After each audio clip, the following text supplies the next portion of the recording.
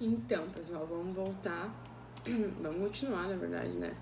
O nosso estudo aqui sobre as modalidades do escapião. Então, a primeira modalidade do escapião, deixa eu só ver se tem uma coisa doutrinária para falar sobre ela também. Tem.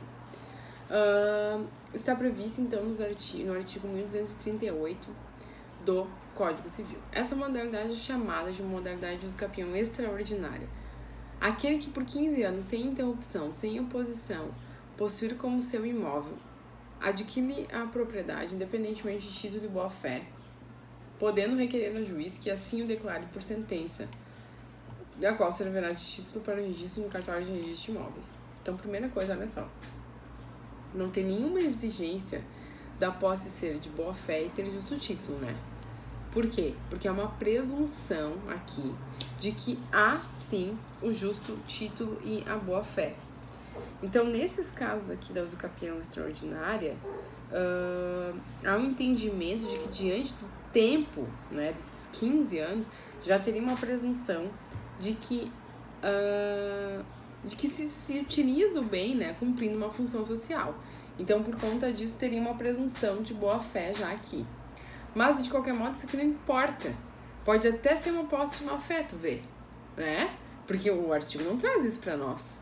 Então, diante desse lapso temporal, há uma presunção de que essa posse já é uma posse de boa-fé, né? Mesmo que ela tenha sido adquirida por atos de violência ou clandestinidade, porque seria uma posse de má-fé no caso, né? Mas diante desse lapso temporal e de preenchido todos os outros requisitos, não teria por que obstar a declaração de direito de propriedade aqui. Além disso, pessoal, olha só quais são os requisitos de verdade. Que a posse seja sem interrupção, sem oposição, e possuído como seu um imóvel, ou seja, animus domini. Essas são e durante os 15 anos. Então, essas são os quatro requisitos para esse tipo de modalidade de escapião. Alguém viu aqui alguma coisa sobre posse justa? Não, né? Aí que se enquadra aquele entendimento em relação à posse precária. Porque, bicho, não tem nenhum requisito no artigo 1238 que fale que a posse para fins de escapião extraordinário deva ser uma posse justa. Não tem isso aqui. Por que não caberia, então, uma posse injusta, mesmo aquela da posse precária, né? Então, é por isso que surge esse entendimento aí na doutrina, na jurisprudência, de que pode, mesmo que ela seja considerada injusta ad eterno, não obstaria a possibilidade de declaração de propriedade por meio de escapião extraordinário, percebe? Então, olha só, o prazo do 1238, ele é reduzido para 10 anos, segundo o parágrafo único. O prazo estabelecido nesse artigo reduzir-se a 10 anos se o possuidor houver estabelecido no imóvel sua moradia habitual ou nele realizado obras ou serviços de caráter produtivo. Então, pessoal, existe a modalidade do escapião extraordinário comum, que é o CAPT, né? E a usucapião extraordinário por posse-trabalho, que é o parágrafo único, que reduz para 10 anos, então, este prazo. Deixa eu ver aqui. Ó, o que o Tartufo traz para nós? O que se percebe é que nos dois casos, em ambas as hipóteses, extraordinária comum e extraordinário pós-trabalho, não há necessidade de se provar a boa-fé e justo título, havendo uma presunção absoluta da presença desses elementos.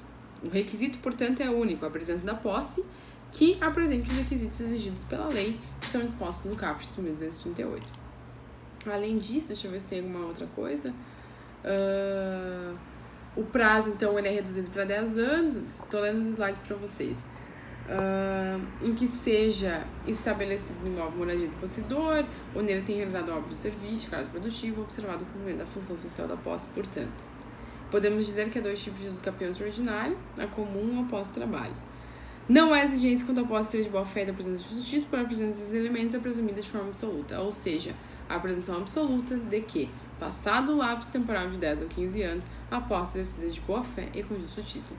Várias decisões relativas ao usucapião extraordinário sequer adentram na discussão de se a posse é justa ou injusta. Se a pessoa ingressa com uma ação de usucapião extraordinária, nem precisa se falar sobre essas modalidades de usucapião, dessas modalidades de posse, se a posse é justa ou injusta, porque o próprio artigo não traz essa exigência, ok? Aí, pessoal, a gente passa por estudo do artigo 1242, depois eu volto para o 1239 e 1240, tá? 1242. Adquire também a propriedade do imóvel aquele que continua e incontestadamente, com justo título e boa-fé, o possuído por 10 anos. Essa aqui é a modalidade do campeão ordinária. O que é essa modalidade do campeão ordinária, então? Aqui a gente precisa perceber alguns requisitos. Ânimo de dono, como sempre, vai ter em todas as modalidades, né? Continuidade da posse sem oposição por um tempo, no lapso temporal aqui, no caput de 10 anos. E além disso, vai ter que estar previsto, sim, a posse de boa-fé e com justo título, ou seja, o justo motivo para aquela posse, tá? Isso é necessário, então, para essas modalidades de uso campeão. Além disso, é importante a gente mencionar que o justo título é justo motivo, não precisa ser necessariamente um documento, mas o justo motivo para que aquela posse exista. E o parágrafo único, pessoal, traz para nós a modalidade da uso campeão tabular. Importante que você saiba esse nome. Isso cai em concurso. Então, como é que é o uso campeão tabular? Parágrafo único. Será de 5 anos o prazo previsto nesse artigo se o imóvel houver sido adquirido onerosamente com base no registro constante no respectivo cartório, cancelada posteriormente, desde que os possuidores neles tiverem estabelecido a sua moradia ou realizado investimentos de interesse social e econômico. Como é? Na situação da uso campeão tabular, que tem essa benesse da redução dos 5 anos, pessoal, a pessoa que exerce posse sobre o bem, que tem justo título, que tem boa-fé, que tem continuidade, sem oposição, que tem ânimos de dono, ele deve exercer sobre aquele bem moradia, ou deve ter realizado investimentos sobre aquele imóvel, né, de cunho social e econômico, e além disso, deve ter tido já um registro de propriedade daquele bem que eventualmente tenha sido cancelado posteriormente. Então, esses são todos os requisitos do uso campeão tabular. Todos, inclusive o registro que foi cancelado posteriormente, tá? Então, o que acontece? Aqui também a gente tem duas modalidades do campeão, que é a regular comum e a por pós-trabalho ou pós-qualificada, que é o uso campeão tabular que está prevista no parágrafo único. Só que tem um problema. Olha só, em que pese o parágrafo único seja, para mim, ele é muito claro, que exige, sim, a comprovação de que houve um registro que depois foi cancelado. Há entendimento doutrinário, como o do Tartucci, por exemplo, que entende que basta para a configuração da uso campeão por pós-trabalho, previsto no parágrafo único do 1243, a pós-trabalho. A posse ainda para fins de moradia ou então para fins de investimentos de interesse social e econômico. Por quê? Porque ele entende que o esquema do registro, que depois foi cancelado, é uma mera formalidade. E que aquilo ali não deveria ser necessário ser visto como um requisito para fins de redução do prazo do caput do artigo 1242 de 10 anos para 5. Bom, esse é de novo o entendimento do Tartucci. Ele é super renomado, a gente sabe, ele é top das galáxias, a gente ama ele, mas a lei não fala isso. Então, assim, cabe tentar o convencimento do juiz, né, numa hipótese de campeão ordinário, para tentar reduzir para 5 anos diante da posse qualificada para o pós-trabalho? Cabe, é uma tentativa, né, de aplicar aí o parágrafo único do 1242, perdão. Mas não sei se o juiz vai acolher, porque a legislação é muito clara no sentido de que há necessidade do registro que eventualmente foi depois cancelado. Há necessidade dessa prova, portanto. Então, em que pese, né, tenha essa discussão, ele entende que se trata de uma situação dispensável diante da posse-trabalho, né? Da posse que, obviamente, tem boa-fé e tem justo título. Mas a gente tem que falar sobre isso, né, pessoal? Então, é importante a gente mencionar que o legislador não traz isso para nós, né? Eu trouxe para vocês os slides, o slide 12, da questão do justo título, que é a primeira jornada de direito civil estabelecendo no enunciado 86, que a expressão justo título abrange todo e qualquer ato capaz de transferir propriedade, independentemente de registro, até como instrumento de compromisso de compra e venda, algo do gênero, tá? Deixa eu ver se tem mais alguma coisa aqui.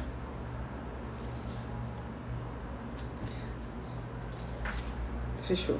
E aí, pessoal, a gente tem, então, as duas modalidades do campeão especial, chamadas de uso campeão constitucional também, porque elas se encontram dispostas na Constituição Federal, né? E são chamados de uso capião especial rural, pro labore, e uso capião especial urbana, pro moradia ou pro mísero. Vamos lá na Constituição Federal. O artigo 183, deixa eu ver se eu comecei pelo... Não, eu comecei pelo rural. Vamos pelo rural, então, para não mudar a ordem do esquema aqui. O artigo 191, então, né, da Constituição Federal, traz para nós, acompanha o slide 14, traz para nós a figura do uso capião especial rural, ou agrária, também pode ser chamado dessa forma, que fala o seguinte: aquele que não sendo proprietário de imóvel rural urbano, ou seja, a pessoa não pode ter bens em seu nome, bens imóveis, possua como seu por 5 anos ininterruptos, sem oposição, área de terra em zona rural não superior a 50 hectares, tornando-se produtiva por seu trabalho e de sua família, tendo nela sua moradia, adquirirá a propriedade. Parágrafo único, importantíssimo. Os imóveis públicos não serão adquiridos por uso capião, e o entendimento é que nem os dominicais o são. Entendimento majoritário é que nem as terras devolutas ou bens dominicais, né, tem a possibilidade de serem declarados de propriedade de terceiros, né, por fins de uso capião. Então, bem público, no geral, entendimento majoritário do STF, STJ, todo mundo já se posicionou que não é possível, tá?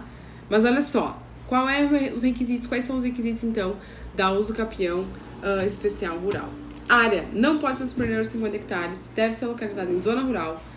A posse com ânimo de dono, que tem em todas, contínua, sem imposição e lapso temporal de 5 anos, tá? Utilização do imóvel para fim de subsistência da família ou até trabalho dela, né? Tornando essa terra produtiva por força do trabalho.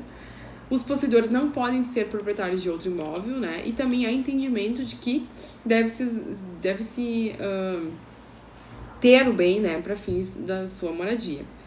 Então, o artigo 191, que fala, então, dessa uso capião rural, ela não fala nada da posse de boa-fé de justo título, mas porque há uma presunção absoluta de que eles existem, justamente pela destinação que foi dada para o imóvel, né, para uma posse qualificada pelo trabalho e também para fins de moradia. Porque, na verdade, ela atende o quê? A função social, né, pessoal? Além disso, pessoal, é importante a gente mencionar... Bom, depois que eu falar da uso capião urbana, a gente fala em relação à área.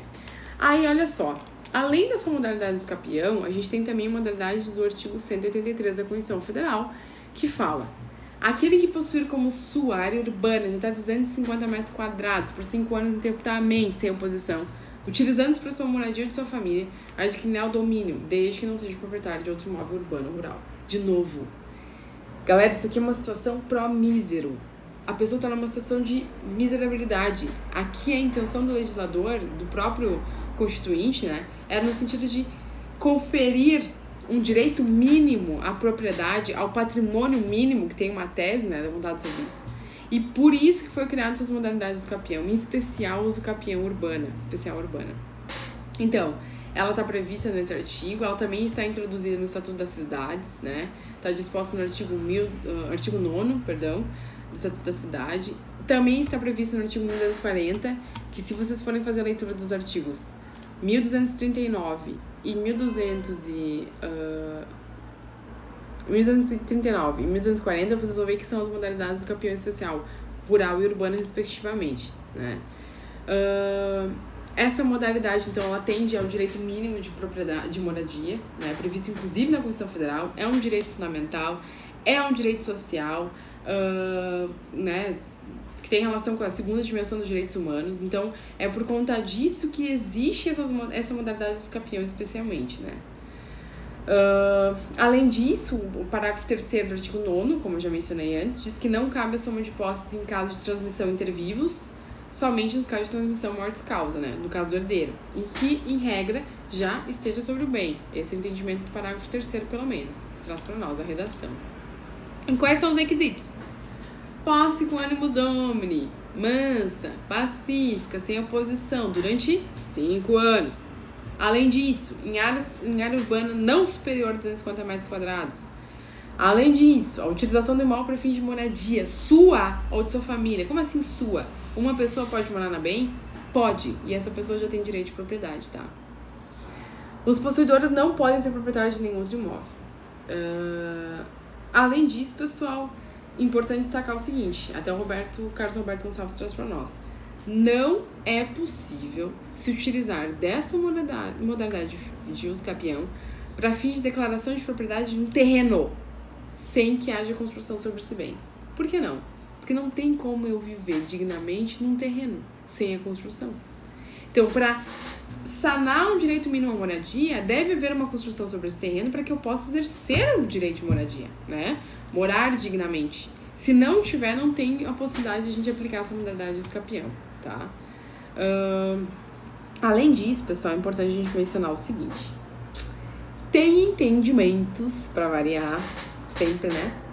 De que, olha só o pulo do gato, tá? Vou até ler isso aqui pra vocês depois. Mas olha só.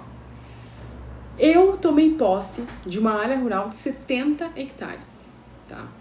Eu utilizo os 70 hectares. Mas depois de 5 anos eu ingresso com uma ação de uso capião especial rural, querendo pra mim, ver declarado pra mim, a propriedade somente de 50 hectares. É possível isso? Aí que tá. Tem entendimento que não. Por que não?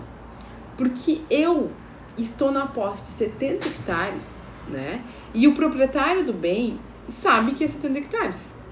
E aí, diante disso, ele sabe que para eventualmente eu ver declarada a propriedade para mim, eu tenho que permanecer sobre a coisa durante 15, ou na melhor das hipóteses, sobre 10 anos. Então, ele não espera que depois de 5 anos eu tenha declarado a propriedade para mim por meio da uso capião especial rural, previsto na Constituição Federal, cujo o limite máximo do terreno tem que ser de 50 hectares. Então, teoricamente, eu não poderia me utilizar da uso capião especial rural, mesmo que eu venha limitar a área, né, da utilização para fins de declaração de propriedade no momento do requerimento da uso capião. E por que isso, pessoal? Porque assim, ó, se entenderia que eu estaria de má fé aqui. Diante do conhecimento da legislação, eu permaneço sobre o bem todo, né? E depois, vou descartar esses 20 hectares só para me utilizar da modalidade mais simples de uso capião prevista na Constituição Federal e que demanda tempo inferior da utilização da coisa. Então, para a parte da doutrina de jurisprudência, não seria possível. Não seria possível a gente ingressar com esse tipo de ação, limitando, então, em relação à metragem do bem. Olha só o entendimento. Aldemiro Rezende Dantas Júnior. O comportamento do possuidor que, tendo exercido por 5 anos os atos possessórios sobre área superior à máxima admitida nos casos de uso capião especial, rural ou urbana, né, subitamente decorrido do quinquênio, pretendesse usucapir apenas a área correspondente a tais limites, 50 hectares ou 250 metros quadrados, se caracterizaria como verdadeiro e inaceitável, suspendendo de modo inesperado o proprietário que ainda não pensava dispor de mais prazo, para querendo ajuizar uma ação notificatória referente ao seu imóvel. Assim, por exemplo, suponha-se que o usucapiente exerça atos possessórios sobre a área de 70 hectares, sendo que o proprietário, em virtude de estar enfrentando alguns problemas familiares, ainda não pôde agir para recuperar o seu imóvel. E, gente, isso é bem assim, tá? Tem gente que leva anos para tentar reivindicar o bem. Esse proprietário, no entanto, embora já tenha decorrido 5 anos, está tranquilo quanto ao seu prazo decorrido, pois acredita que ainda dispõe de prazo suficiente para o ajuizamento da mencionada ação, eis que a usucapião, na hipótese concreta de 5 e 70 hectares, só ocorrerá após 15 anos, ou na melhor das hipóteses, 10. No entanto, o possuidor ajuiza a ação de usucapião apenas em relação a uma área de 50 hectares, deixando de requerer a propriedade da área excedente. Parece evidente que o primeiro dos comportamentos do usucapiente incutiu ao proprietário a confiança de que ainda faltavam anos para a concretização do usucapião, e por essa razão, o segundo dos comportamentos, a renúncia à área excedente dos 50 hectares, se mostra contraditória em relação ao primeiro, e por isso inaceitável, uma vez que se constitui um venire contra factum próprio, como acima mencionado. Então, se aplica aqui a boa-fé de novo, né?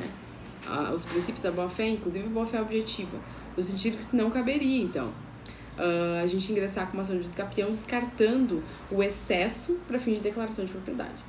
Mas, há entendimento divergente. O Tartucci é um que entende, o doutrinadouro que entende, que isso não se aplica.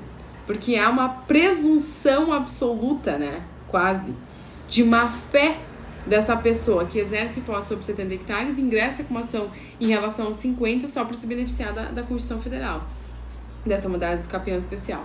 E ele entende que, e na verdade isso é verdade, né, que a má fé não se presume, ela deve ser provada nos autos. Então ele entende que diante, né, de um direito mínimo à moradia, da questão da pós-trabalho, que poderia sim se buscar a uso capião de determinadas áreas, limitando elas no momento da propositura da ação de uso capião. De novo, tem entendimento para tudo que é lado. Por que eu trago os dois entendimentos? Porque se eventualmente vocês estiverem defendendo uma das partes, vocês têm que saber os dois. Se vocês estiverem defendendo o proprietário da área de 70 hectares, vocês vão alegar o quê? Que não cabe a modalidade do campeão especial, porque afinal de contas o autor se utilizou da renúncia ao excesso para propor ação mais célere, mais benéfica, enfim, com requisitos mais inferiores em relação aos demais, e que não caberia. Agora, se vocês forem os defensores aí do possuidor, vocês vão dizer o quê? Do ocupante, né? Que ele não está agindo de má fé, está agindo de boa fé, que eventualmente está ali protegendo, né, o seu direito mínimo à moradia, o direito a pós-trabalho, né, e por aí vai, e que deve prevalecer essa alegação de comportamento pautado na boa-fé mesmo, né, e de que eventualmente ele teria direito mesmo, então, a declaração de propriedade por meio da modalidade do campeão especial constitucional. Importante mencionar uma coisa, que se eu erro a modalidade do campeão, o juiz pode aplicar a modalidade da fungibilidade, o princípio da fungibilidade, e acolher aquela modalidade do uso capião como a correta, né? Se o juiz entender que não é certo a uso capião especial rural, ele pode aplicar o uso capião ordinário, extraordinário e por aí vai. Só que, claro, ele vai verificar se a pessoa preenche os requisitos ou não, né? Para isso. Além disso, pessoal, a gente tem a modalidade.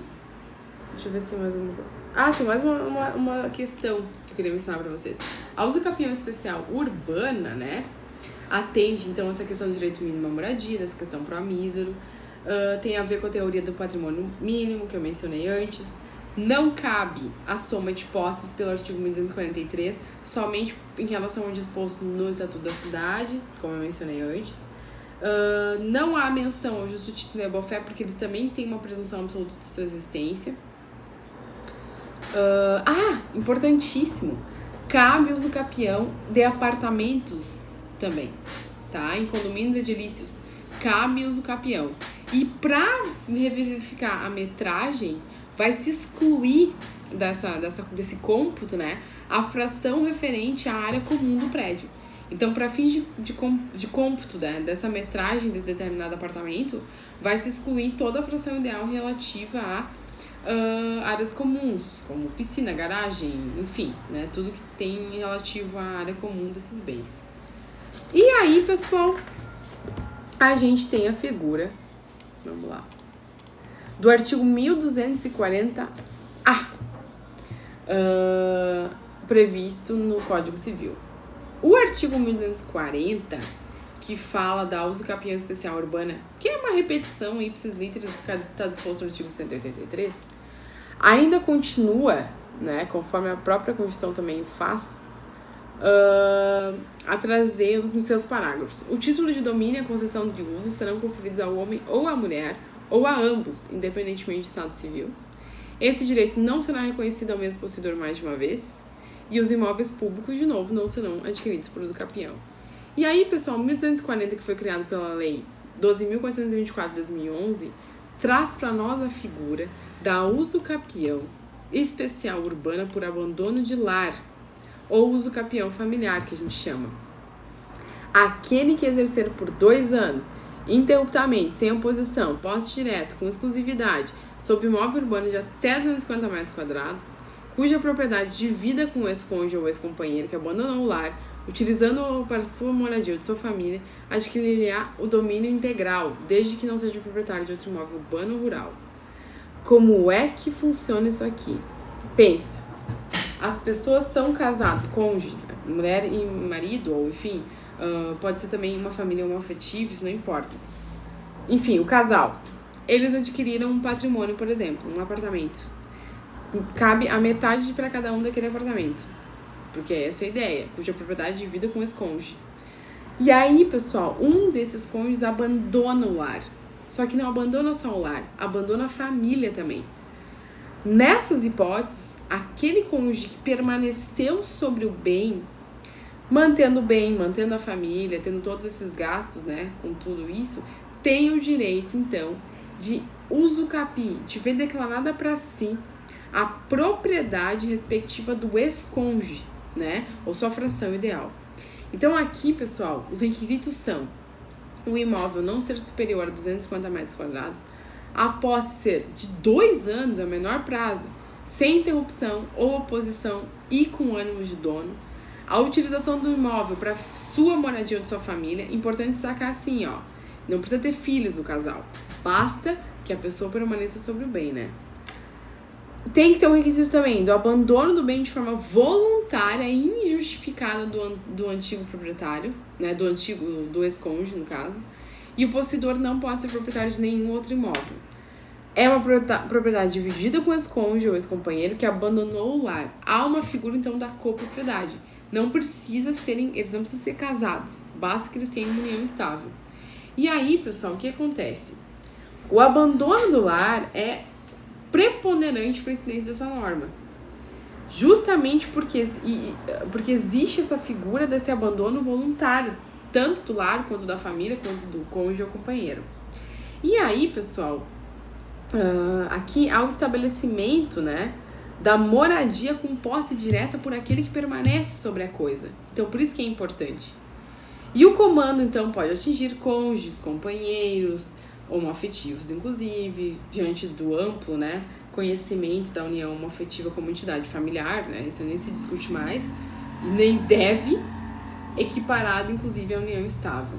Então, na 5ª Jornada de Direito Civil,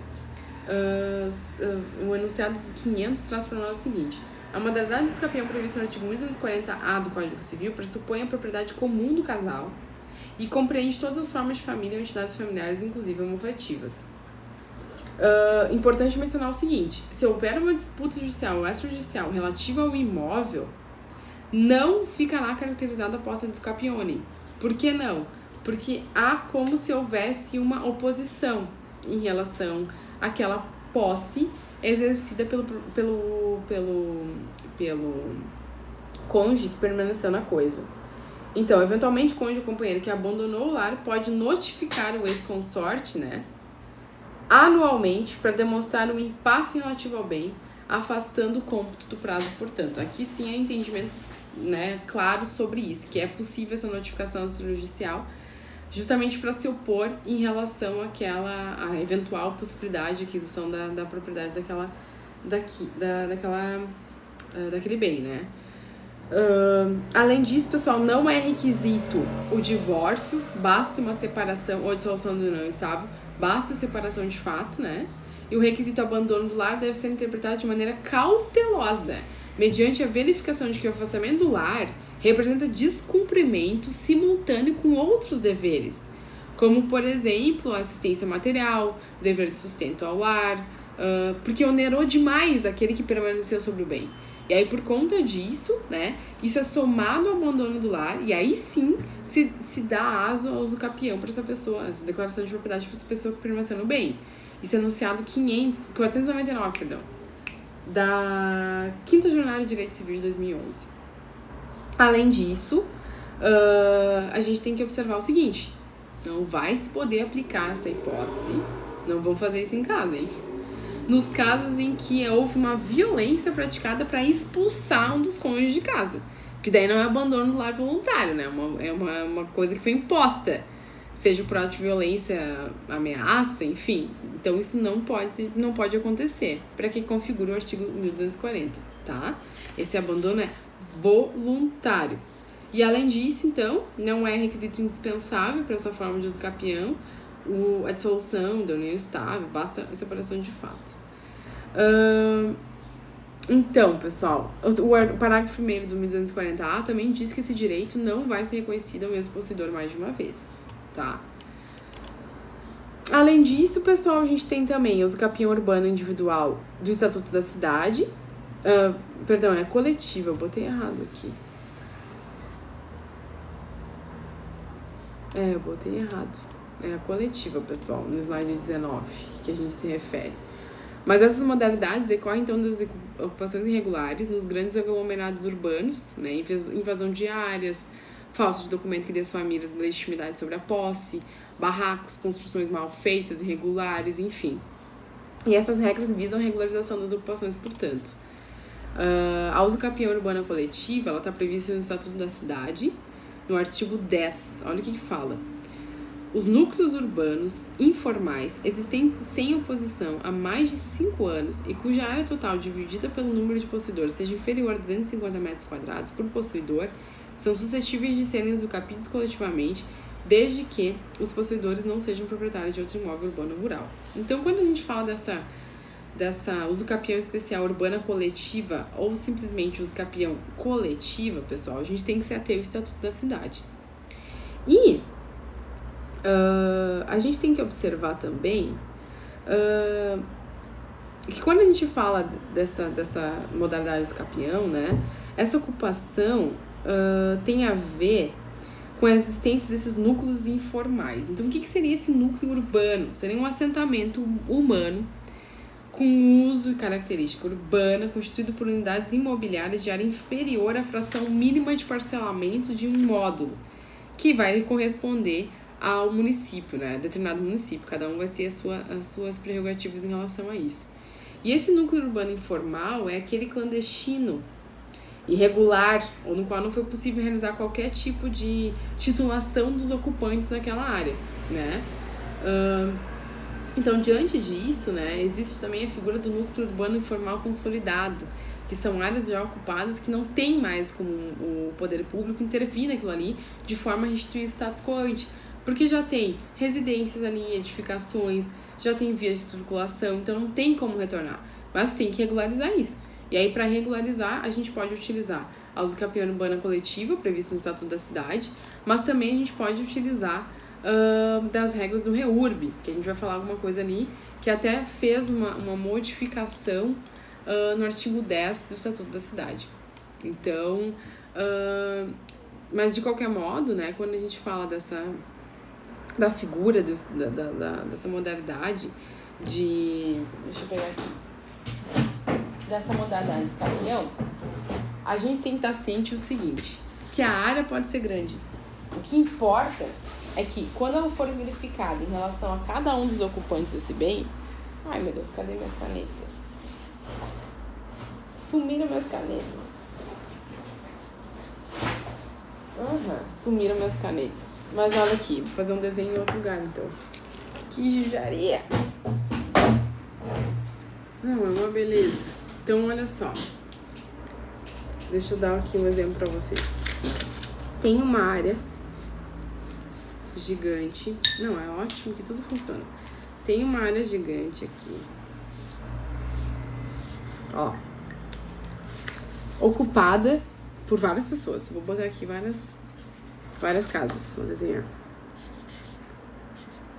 Tudo meio irregular. Não sabe exatamente qual é a fração ideal ocupada por cada um, num primeiro momento. Aí, pessoal, tem várias pessoas residindo aqui. Vou fazer 10 pessoas para ficar fácil o cálculo. 10 famílias. 10 famílias ou pessoas, não importa. A família pode ser de um só, tá? 10, para não ficar erro. Aí, pessoal, essa área total tem um tamanho de 2.500 metros quadrados, tá? Toda essa área. 2.500 metros quadrados é superior a 250 metros quadrados, não é?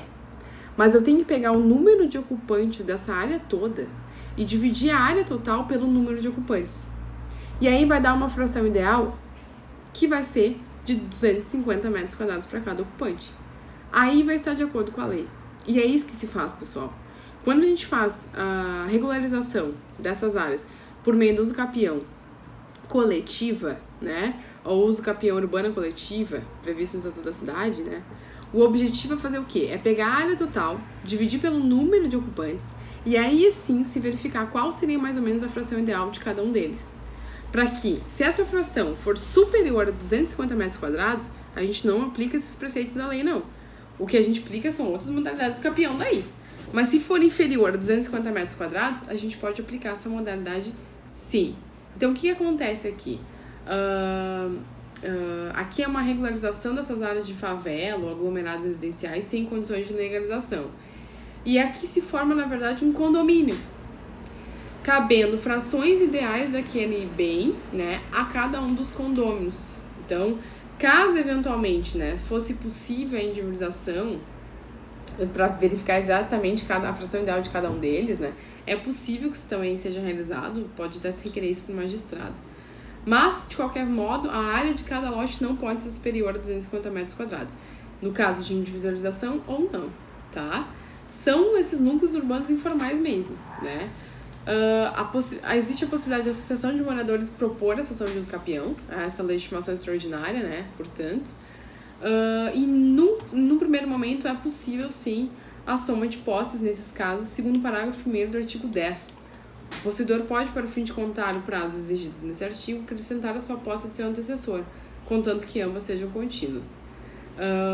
Essa uso capião é declarada pelo juiz, e essa sentença vai servir de título, então, para o registro no cartório de registro de imóveis desse condomínio que se formou. E o juiz vai atribuir igual fração ideal de terreno para cada um dos possuidores, independentemente da fração do terreno que cada um ocupe, salvo quando os condôminos venham requerer para o juiz que se defina especificamente qual é a sua fração ideal. Isso está previsto no parágrafo 3º do artigo 10. Além disso, esse condomínio que se forma, ele é indivisível, né? Não sendo passível a sua extinção, salvo se tiver uma deliberação favorável a isso, né? Tomada por no mínimo 2/3 dos condôminos. Aí sim, isso está previsto também no parágrafo 4º. O que mais? É isso aí, pessoal. O artigo 11 traz para nós o seguinte: na pendência da ação de uso capião especial urbana, ficam sobrestadas quaisquer outras ações petitórias ou possessórias que venham a ser propostas relativamente ao imóvel capiano. Claro que vai se decidir isso primeiro, né? O que mais? O artigo 12 traz as figuras, né, das partes legítimas da postura dessa ação. E claro que todas essas modalidades de capião, elas podem servir como matéria de defesa, né? Isso também é possível. O artigo 13 ainda traz sobre isso, mas isso se aplica para todas as modalidades de uso capião. E um detalhe: as modalidades de uso capião urbana, seja coletiva, seja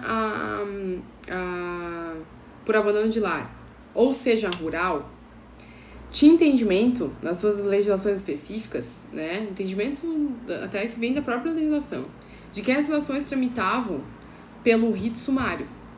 O rito sumário não existe mais no CPC, foi extinto. E aí, diante disso, há entendimento doutrinário que se aplica, né, nas modalidades de uso capião que são judicializadas, o procedimento comum, que está disposto no artigo 318 seguintes do CPC, tá? Então, não se aplica mais essa figura do rito sumário. Se cair isso numa prova da OAB, vocês podem utilizar o CPC, procedimento comum, entendimento doutrinário em relação a isso já, tá? Até porque não existe mais esse procedimento. Que mais? Bom, em relação aos capião urbana coletiva, é isso. Eu vou parar o vídeo e a gente continua as outras modalidades do capião, que não são mais tantas, tá?